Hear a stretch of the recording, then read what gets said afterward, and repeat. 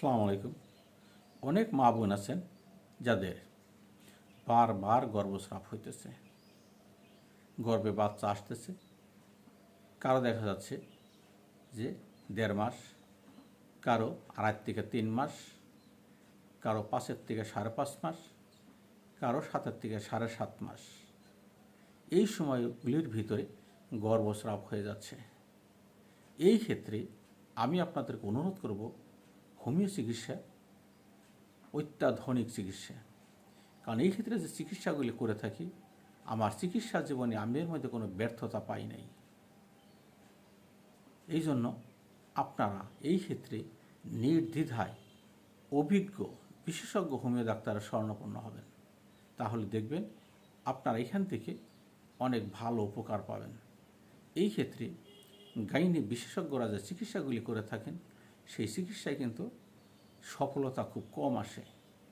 কারণ এই ক্ষেত্রে যে সমস্ত অ্যালোপ্যাথিক ওষুধগুলি ব্যবহার হয়, ওই ওষুধগুলি এখানে সফলতা তেমন একটা আসে না।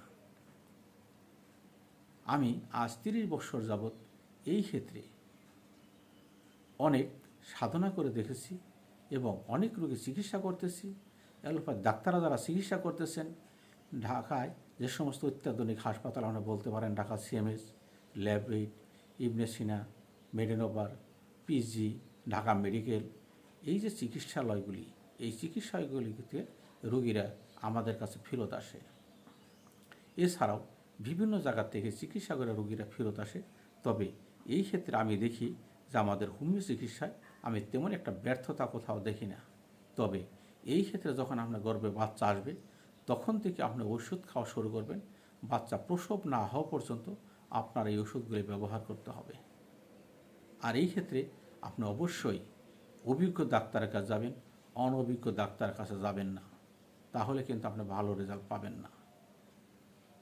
আমি এই জন্য এই সমস্ত মা বোনদেরকে বলবো, আপনারা নির্দ্বিধায় এই চিকিৎসা নিতে পারেন। তবে এই চিকিৎসা নেওয়ার আগে সবচেয়ে ভালো হয়, যাদের এই ধরনের সমস্যা আছে তারা স্বামী স্ত্রী উভয়ই বিশেষজ্ঞ ডাক্তারের মাধ্যমে 3-4 মাস আগে ওষুধ খেয়ে আপনারা সুস্থ হওয়ার চেষ্টা করেন। কারণ বারবার অ্যাবর্শন হওয়ার পিছনে স্বামী স্ত্রী উভয়ই দায়ী। এইখানে হতে পারে স্বামীর সমস্যা, হতে পারে স্ত্রীর সমস্যা। স্বামীর শুক্রাণু দুর্বল থাকতে পারে, স্ত্রীর ডিম্বাণুতে সমস্যা থাকতে পারে। এই যে সমস্যাগুলি, এই সমস্যাগুলি সমাধান করতে গেলে প্রথমেই অভিজ্ঞ ডাক্তার যারা, তারা ওষুধ প্রয়োগ করবেন। প্রয়োগ করার পর তারপর আপনাকে অনুমতি দিবেন যে আপনি এখন বাচ্চা নেওয়ার চিন্তা করেন। যখন আপনারা বাচ্চা নেবেন, তারপরে আপনি বাচ্চা গর্ভে আসার পর থেকে বাচ্চা প্রসব হওয়া পর্যন্ত আপনি ওষুধ চালিয়ে যান। ইনশাল্লাহ এই ক্ষেত্রে আপনি ব্যর্থ হবেন না। কারণ আমার চিকিৎসার অভিজ্ঞতায় আমি এই জিনিসটা দেখছি, এই ক্ষেত্রে 100% সফলতা আসে আমাদের চিকিৎসায়। আসসালামু আলাইকুম।